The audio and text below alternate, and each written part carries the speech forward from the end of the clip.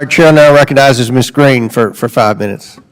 Thank you, Mr. Chairman. Before we begin, I would like to let the committee and everyone watching at home that parental discretion is advised. I would also like to remind everyone that on our Oversight Committee, we provide oversight into all parts of the federal government, including their Department of Justice and their willingness to prosecute and their unwillingness to prosecute, and whether it's politically motivated. I would also like to say that when evidence and proof of a crime is presented, no prosecution should be denied, no matter who the person is. To the whistleblowers today, I thank both of you for your courage to come to the committee today and your commitment to truth. I have great respect for it, so thank you. I would like to talk with you both about Hunter Biden and his tax write-offs with his law firm, Owasco. I would like to ask Mr. Ziegler, when did you start your investigation? In your testimony, it was November 2018. Is that correct? Yes or no? Yes, that's correct. Thank you. During your testimony with the House Ways and Means Committee, you stated that through bank records, you identified Hunter Biden was paying prostitutes related to a potential prostitution ring. Is that correct? Yes or no? Yes, that's correct. I've also reviewed those same bank reports, commonly referred to as SARS, Suspicious Activity Reports, and I'm very troubled by them. We read thousands of them in the Treasury. This particular excerpt from a SARS report talks about human trafficking and in regards to Hunter Biden and Owasco and payments he was making. What's even more troubling to me is that the Department of Justice has brought no charges against Hunter Biden that will vindicate the rights of these women who are clearly victims under the law. I would like to talk about in your prior testimony, you stated that the prosecutorial team was investigating violations of the Mann Act. Is that correct, Mr. Ziegler? That is correct. Regarding the Mann Act, if a person is transported across state lines for sexual activity, that could be a violation of a federal law. Is that correct? I actually recently looked at the federal law regarding Mann Act, and I believe that that is correct, but I would refer you to the DOJ manual. Thank you. I would like to present this to the committee. This is showing Hunter Biden paying for a victim's United flight from LA to Dulles. I believe this is a violation of the Mann Act. This is Hunter Biden's, this is his proof that he bought the ticket. He bought it for this woman right here. He flew her from Los Angeles to Washington on June 14th, flew her back to Los Angeles, California on June 15th of 2018. And I would like to point out that if he was purchasing her a plane ticket for sex and traveling across state lines, do you believe that to be a violation of the Mann Act, Mr. Ziegler? So I can talk to specifically what's in my transcript regarding the Mann Act. So I know we were compiling the information together. Yes, but Mr. Ziegler, as the law states, by the code of the law, it states traveling, paying someone to go across state lines is prostitution. It's a violation of the Mann Act. Let me just move on just one more second here. So when Hunter Biden paid for this woman to do this with him, to travel across state lines from California to Washington, D.C. on June 15th, this is a violation of the Mann Act. This was prostitution. Let me continue. Did Hunter Biden also use his company, Owasco PC, to pay prostitutes? So regarding Mann Act violations, what we can do is, given by the statute, we can turn those over to the House Ways and Means Committee, and then they can decide to vote to turn them over to you regarding Mann Act. Thank you, Mr. Ziegler. So talking about Hunter Biden using his company, Owasco PC, this is also a suspicious activity report showing that victim one, the woman that was paid for by Hunter Biden, this is an excerpt from a SARS report that we've read in the Treasury, and I think you all have looked at these too, showing that victim one was supposedly an employee of Owasco. But I would like to point out, this is not really what most paralegals do for law firms. And it's very serious that Hunter Biden was paying this woman through his law firm and then writing it off as business tax exemptions. Most people write off, write off things for their taxes through their businesses, like a meal or, say, office supplies. But can you confirm for me that Hunter Biden had written off payments to prostitutes through his law firm, Owasco? I appreciate the question given by the statute. I'm limited in my testimony today, and I respectfully would need to turn those records over to the House Ways and Means Committee. Okay, thank you, Mr. Ziegler. One last question. You referred to one of the assistants as West Coast Assistant. I believe this is the West Coast Assistant. Could you agree with that? So I can tell you that there were deductions for what we believe to be escorts, and then that $10,000 golf club membership. Yes, that was not a golf club membership. That was for a sex club payment. That was for a sex club payment. Payments such as this from Hunter Biden to prostitutes.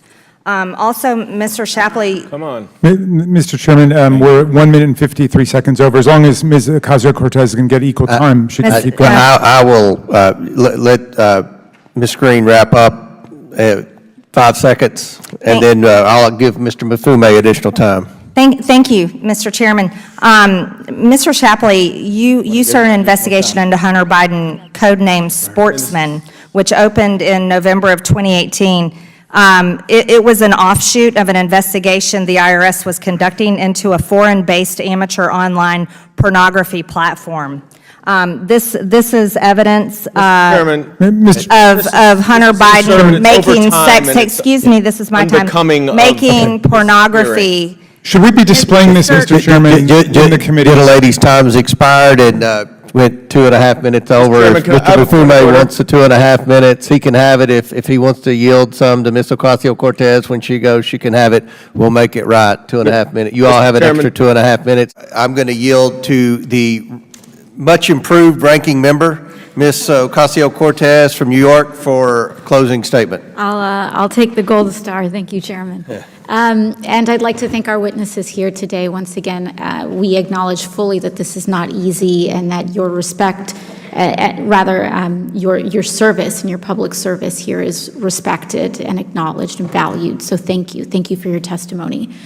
I think it is important for us to, summarize much of what we heard and saw today, and overall what this matter is about. A U.S. attorney, handpicked by Attorney General Barr, has for 4 years investigated, together with a dozen agents and at least 4 prosecutors from his office and the tax division of the Department of Justice, the son of President Biden. Hunter Biden has been charged with a felony and misdemeanors, and 2 misdemeanors, and he is pleading guilty to several crimes and submitting to sentencing by an appointed judge, a Trump-appointed judge. However, we are also seeing today is an effort to find some issue with this prosecution, this existing prosecution. This is a person who has admitted to crimes, and finding evidence of political interference, a very serious charge. So much of what we saw today honed in on a conversation, the testimony honed in on a conversation that one of today's witnesses was involved in which Mr. Shapley heard Mr. Weiss to say that he was denied special counsel status. That account had been contradicted by the U.S. Attorney Weiss, who has reiterated several times that he had full authority to bring any charges in any district and had received assurances from the Department of Justice that if he needed special attorney status, not counsel, but rather attorney status to bring those charges, it would be granted. So we are left here with 2 possible options for this story. That either Mr. Weiss, who was appointed by President Donald J. Trump and trusted by Attorney General Barr, also serving under Trump, was lying to protect the Biden administration, or he respectfully disagreed with the charges that today's two witnesses wanted to bring as professionals in their professional opinion. Disagreement over charges is not uncommon. The IRS Criminal Tax Counsel attorneys have disagreed in charging decisions, as we heard here today, 90% of the time. And in this particular case, reviewing attorneys at IRS and the tax division raised issues with the proposed charges. And the witnesses described how Mr. Weiss expressed some concerns about the charges. In fact, in some of the testimony we saw, Mr. Shapley recognized with regard to at least one of the charges which he himself recommended he could, and I am quoting from testimony, quote, see some issues with that would preclude it from being charged.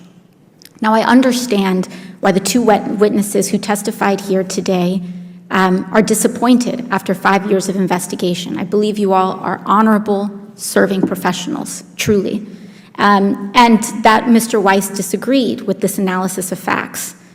There was absolutely frustration that to not, quote, have a seat at the table, that Mr. Weiss made his decision about how to charge in this case, and he did charge. And that was a decision that he, as the U.S. attorney in charge of the case, was empowered to make. The question, though, I believe, that is very important to address is why we are holding these hearings today, despite what we have seen as deliberate lobbying for this hearing by a political candidate, Donald J. Trump.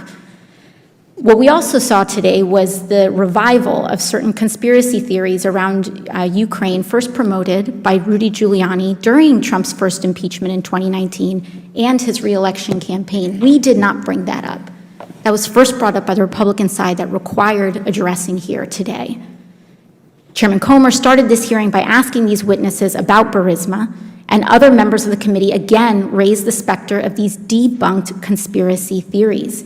It has been debunked time and time again, including by Trump's own Department of Justice. But that being said, this is the problem with bringing these conspiracy theories into this committee. They beget more. It does not stop. And today we have gotten a new conspiracy theory, one that requires us to believe that David Weiss, a Trump-appointed U.S. attorney, trusted by Trump-appointed Attorney General Barr, has somehow been complicit in abetting and concealing a deep state conspiracy to protect Hunter Biden on behalf of the Biden administration when they were selected by Donald Trump. This is a theory which has apparently been proven unsuccessful, given that Hunter Biden is now criminally charged and facing sentencing by a Trump-appointed judge. Today also marked a new low when pornographic images were paraded in this hearing room. Chairman Comer, last October, you told Time magazine that you were not interested in the sordid details of Hunter Biden's life. You were quoted as saying, quote, that's counter to a credible investigation, and I agree. Sadly, that is a reflection of how low some individuals here have been willing to go in their efforts to attack the president and his family. And frankly, I don't care who you are in this country. No one deserves that. It is abuse. It is abusive.